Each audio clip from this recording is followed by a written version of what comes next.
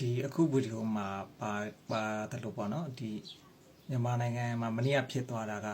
ပဲမိုးရွာတယ်ဆိုပြီးတော့ဒီ TikTok ပေါ်မှာပါရဖြစ်နေကြပါတော့တကယ်တမ်းဒီဖြစ်စဉ်ကဒါသိပ္ပံဒီအရာဆိုလို့ရှိရင်တော့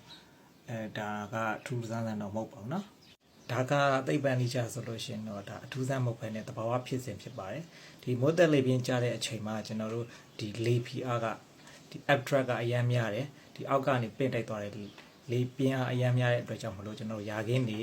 လေခွင်းတွေမှာရှိတဲ့ဒီပဲစည်းပဲဆန်တွေပေါ့နော်အဲ့ဒါမျိုးတွေကလေပေါ်မှာပါသွားတယ်တချို့ငါးတွေဖားတွေပေါ့နော်အဲ့ဒါမျိုးတွေပါဒီလေပေါ်မြောက်ပြီးပါသွားတယ်ဒါလေပြင်းအားပြင်းတယ်လို့ကျွန်တော်တို့ဒီကောင်းကင်လေစီးကြောင်းတွေမှာသူတို့ကမျောပါသွားတတ်တယ်အဲ့လေပြင်းအားကယော့သွားတဲ့အချိန်ဒါမှမဟုတ်ဒီပဲစည်းပဲဆန်တွေဒီအလေးချိန်တွေကိုလေတူကမသေးဆောင်နိုင်တော့တဲ့အချိန်တွေမှာသူကအောက်ကိုပြန်ပြုတ်ကြတယ်ပြန်ပြုတ်ရတဲ့အချိန်မှာကျွန်တော်တို့ဒီပဲမိုးရွာတယ်ဆိုတဲ့ဖြစ်စဉ်တွေဖြစ်တယ်ဒီဖားမိုးရွာတယ်ငါးမိုးရွာတယ်ဆိုတဲ့ဒီဖြစ်စဉ်တွေကိုဒါဖြစ်ရခြင်းဖြစ်ပါတယ်ဒါကိုသိပ္ပံပညာမှာတော့ဒီ rain out animal ဆိုပြီးတော့ခေါ်ကြတယ်ဒါကဒီသဘာဝဖြစ်စဉ်တစ်ခုပဲဖြစ်ပါတယ်ဒါကိုကျွန်တော်ငယ်ငယ်ကဒီရေတန်းများလဲပုံလို့ဒီကားချက်ပုံစံမျိုးနဲ့ဆိုလို့ရှိရင်ကျွန်တော်ဒါလေးကိုဖော်ပြပေးလိုက်ပဲเนาะအောက်မှာအဲ့ဒီဖြစ်စဉ်လေးတိုင်းပဲ